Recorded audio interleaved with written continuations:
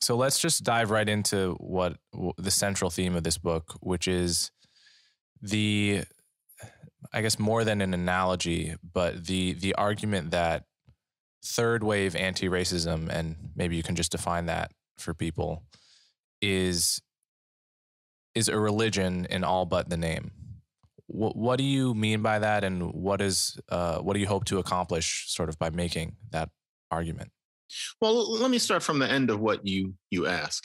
I call it a religion, not to make some sort of rhetorical point or to sell a book, but because I really do think that this is a religion. I honestly believe that if a naive Martian anthropologist came down, as I think I put it in the book, and took a look at the way a certain kind of woke person behaves, and then took a look at what's going on in various churches, they would see no difference whatsoever. It's even gotten down to the body language. We don't think of it that way because the people we're talking about talk about social justice and hegemony and intersectionality. That doesn't sound religious, but really what these people are doing is a religious product.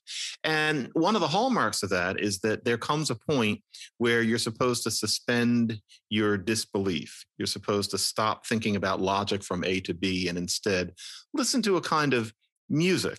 And so you see all sorts of things that just make no sense and yet make a certain kind if you think of this as a religious creed rather than a socio-political program. So just to take what I call the catechism of contradictions, this race thing that we're encouraged to talk about, where there are all these things that the ally of Black people are supposed to keep in mind that cancel one another out.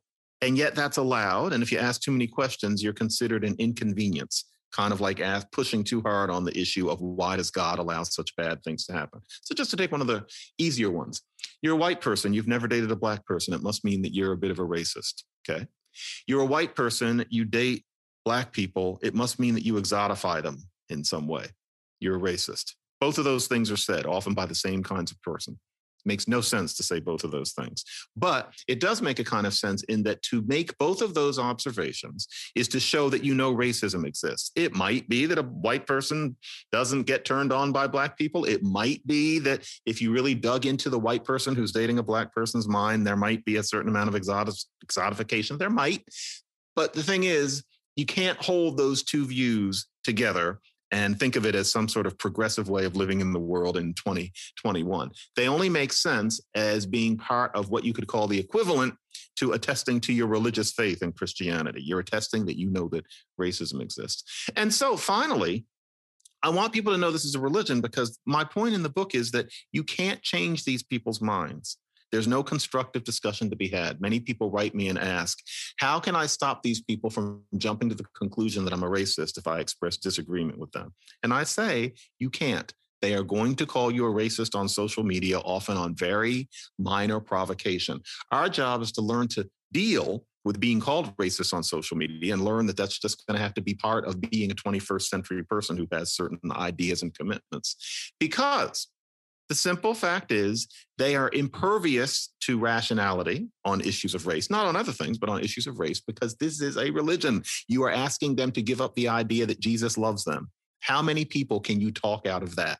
Not enough to even attempt it for the most part. Same thing here. And so we have to realize that the issue is not breaking bread with these people or trying to make them think in a different way, because their view on this is religious. They are interested in showing that they know that racism exists, regardless of what happens to actual people who are of a race. You have to work around them and stand up to them, but you can't hope to change them. Yeah, so it's an interesting stance you take here because, I mean, I imagine you and Glenn, and I would like to think I have been responsible for persuading some people from the third wave anti-racism to something slightly more moderate. And yet I also totally concede that the religious mindset, being unpersuadable is the point. It's a feature. It's not a bug. Mm-hmm. And, ironically, this is the kind of book that could persuade someone who was on the fence or to some degree open, but it's more of a, relative to your earlier books, a rallying cry or basically a statement that we have to live with this new religion in our culture right now, and we just have to understand how to coexist with it and how to not be bullied and dominated by it. And so does that represent a shift in your thinking on this? Was there a point where you were more open to the possibility of persuading and changing, and then a point where you just said, well, this is now a religion we have to live with? That's an interesting question, Coleman. And I think, and I'm thinking now of, I ended losing the race. I never thought of this until right now. I ended losing the race with the same two words I end this new book with. Both of them end with me yelling, stand up. That was not deliberate. And so who was I hoping would stand up in the year 2000? I think it's about the same thing. What I'm doing here is I am writing to, as you say, the fence sitters. I think that there are an awful lot of people who are listening to these charismatic people with their big words and their artful sarcasm and, using the term social justice. And they're thinking, are these people correct? Is this what I should be doing? Especially because I'm afraid of being called a racist on social media if I disagree with them. It's the fence sitters who I'm writing to. And so I'm not writing to right-wing America for, various reasons. Most of them already agree with me. There's no point in writing a book to them. They already get it. It's to people who are left of center, who are wondering whether they're supposed to knuckle under to these people. I think that people like that are persuadable, but there's a hardcore who aren't. So when I wrote Losing the Race, I remember thinking this will never reach a certain kind of Black person. Woke racism is written to white people and Black people, and if anything, more white ones, I hate to admit. Losing the Race was written to Black people. And I thought, there's a certain kind who I'll never reach. All the people I listed in there, many of whom are no longer alive. It's all kind of dated, but I knew June Jordan is never going to understand where I'm coming from. God bless June Jordan, but she did not like me. And I think anybody who knows who she was would understand why. But I thought that there were people on the fence, especially people later. I frankly imagine people like you. I thought young people might read this and think, hey, I'm not crazy the way I did when I read Shelby Steele.